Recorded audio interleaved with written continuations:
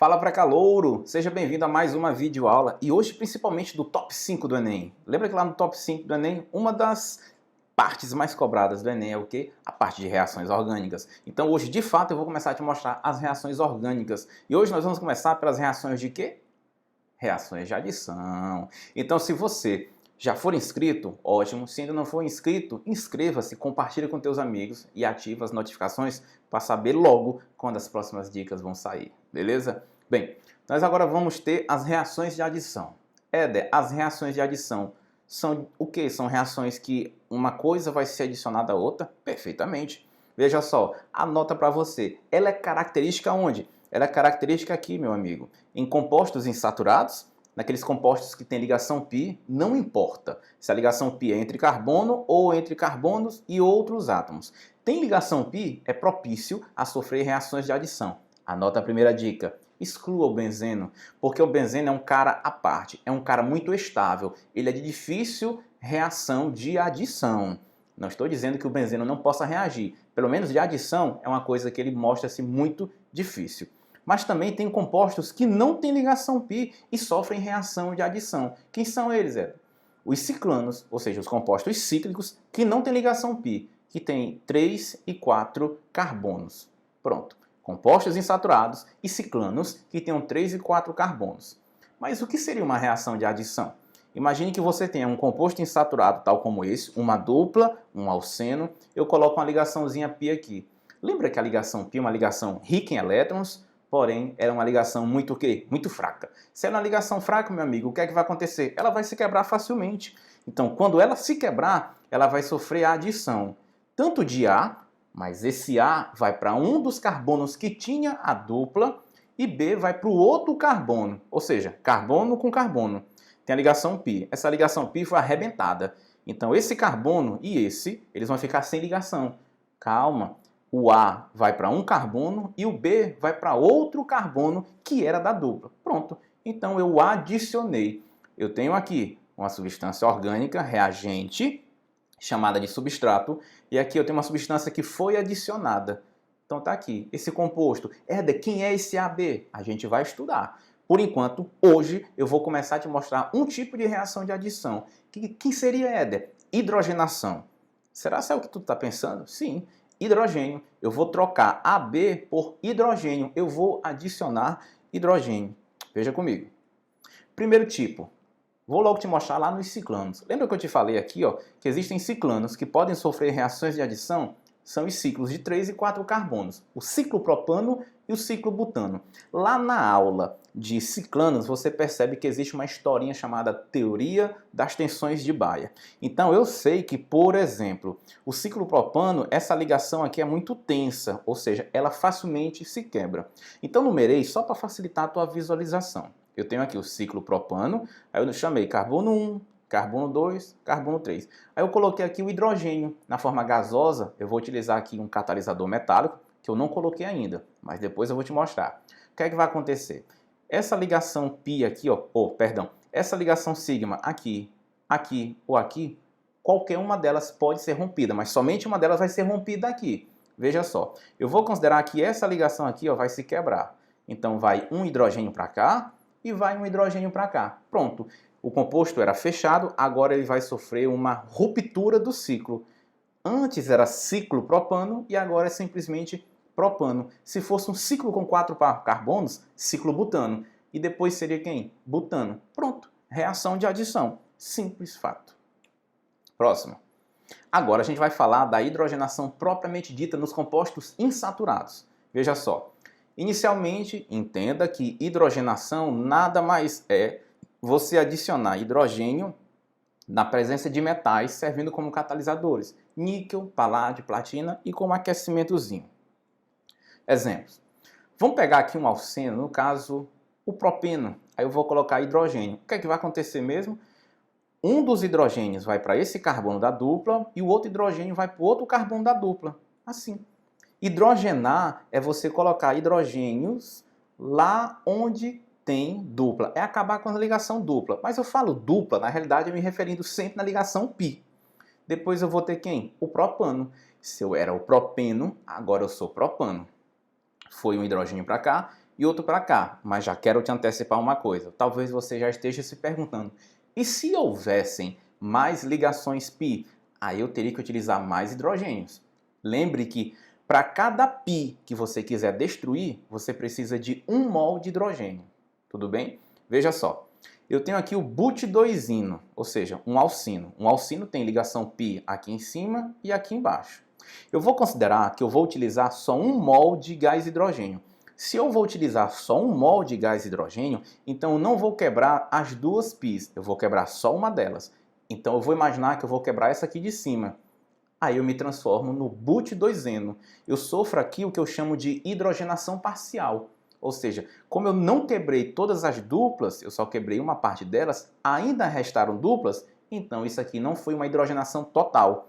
Foi uma hidrogenação que parcial. Mas o que é interessante, bem na mira, ó, esse carbono da dupla tem hidrogênio e metil, dois diferentes. E esse outro carbono da dupla tem hidrogênio e tem metil, dois diferentes. Lembra da isomeria geométrica chamada cis-trans?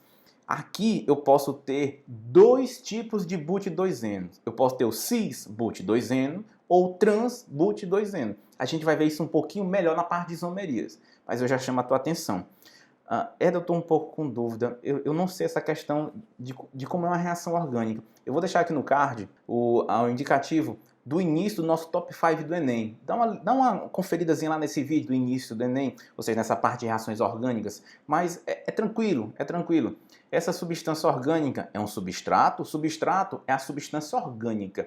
Quem vai ser adicionado é chamado de reagente. E aqui eu tenho o meu famoso produto. Éder, esse aí que tu está escrevendo, esse aí é quem? O cis ou trans? Eu estou imaginando que esse aqui seja o trans, ó, porque o hidrogênio está para baixo e esse aqui está para cima. O que é mesmo cis e trans? São ligantes iguais que estão opostos ou do mesmo lado. Se esses dois hidrogênios estivessem para cima, cis. Se esses dois hidrogênios estivessem contrários, um para cima e um para baixo, como aí estão, ele é chamado de trans.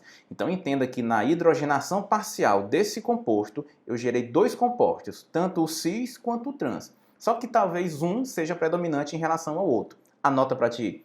Quem predomina, o cis ou trans? O trans. Por quê? Por conta da repulsão das nuvens eletrônicas. É melhor que esse grupo metil, que é volumoso, fique para cima em relação ao outro. Isso aqui a gente vai ver melhor lá em isomeria. Continuamos. É de se eu pegar o mesmo but2ino e não usar 1 mol, mas sim 2 mols de hidrogênio. Então, se você tem duas ligações π e você vai usar 2 moléculas de gás hidrogênio, então você vai fazer a hidrogenação total. Pronto.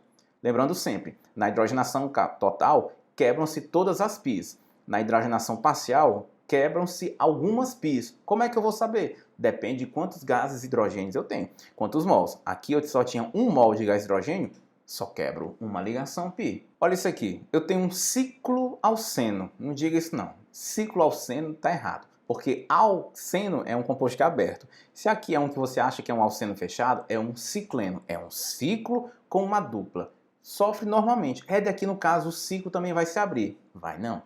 Quantos carbonos tem esse ciclo? 1, 2, 3, 4, 5. Só acontece com ciclo de 3 e com ciclo de 4. Esse aqui vai ser o quê? Simples. Tem uma ligação π aqui, pego 1 mol de hidrogênio, transformei no ciclo pentano. Pronto. Próximo. Olha aí o buta-1,3-dieno. Tem duas duplas, ou melhor dizendo, tem duas ligações π. Se eu quiser quebrar as duas ligações π, eu utilizo quantos mols? 2. Eu era buta-1,3-dieno, agora eu sou famoso butano. Pronto. Lembre, para cada π necessitamos de igual número de mols do reagente. Ou seja, para x ligações π, eu preciso de x mols de H2, do gás hidrogênio. Mas vamos exercitar? Vamos tornar essa teoria agora na prática, como é que o vestibular cobra? Veja só. Os lipídios são compostos com importante valor nutricional por apresentarem considerável valor energético, transportarem ácidos graxos essenciais e vitaminas lipossolúveis, ou seja, solúveis em gordura, além de serem parcialmente responsáveis pela estrutura de membranas celulares. Observe abaixo a estrutura molecular de 3 lipídios. Eu tenho o ácido oleico, olha aqui, ligação π aqui e aqui também. Ácido esteárico, não tem ligação π entre carbonos, só tem aqui. E o ácido elaídico, Pronto, vamos lá. Com relação a estes compostos, responda. Qual é o nome da reação química que ocorre com o ácido oleico na presença de um catalisador que origina o ácido esteárico? Volta lá rapidinho. O oleico e o esteárico. Eu tenho aqui o oleico, ele se transformou no esteárico. Qual é a principal diferença entre os dois? Aqui eu tenho a função ácido carboxílico e aqui continua a ser ácido carboxílico. Aqui eu tinha uma ligação pi entre carbonos, aqui eu não tenho mais. Ora, se eu acabei com uma ligação pi, principalmente entre carbonos, isso aqui é chamado o quê? De ligação, de reação de hidrogenação catalítica, que ela tem um nome homenageando quem a estudou, Sabatier-Sandenis. Eu preciso saber Sabatier? Não. Só entenda que é uma hidrogenação catalítica. Letra B. Que tipo de isomeria ocorre entre o ácido oleico e o ácido elaídico? Vamos lá, letra B. Nós temos aqui o oleico e o elaídico. Perceba que os dois têm a mesma quantidade de ligações pi, ó. Uma aqui e uma aqui. Uma aqui e uma aqui. Mas eu já estou vendo algo interessante, que no oleico a dupla entre os carbonos está de um jeito, no elaídico está de outro. Veja só. Bem aqui eu sei que eu tenho um carbono da dupla e aqui também. Tanto esse carbono quanto esse tem ligações com hidrogênio. O que é que eu faço? Esse carbono está ligado a hidrogênio e a tudo isso. São diferentes. Esse carbono está ligado a hidrogênio e a tudo isso. São diferentes. Veja só.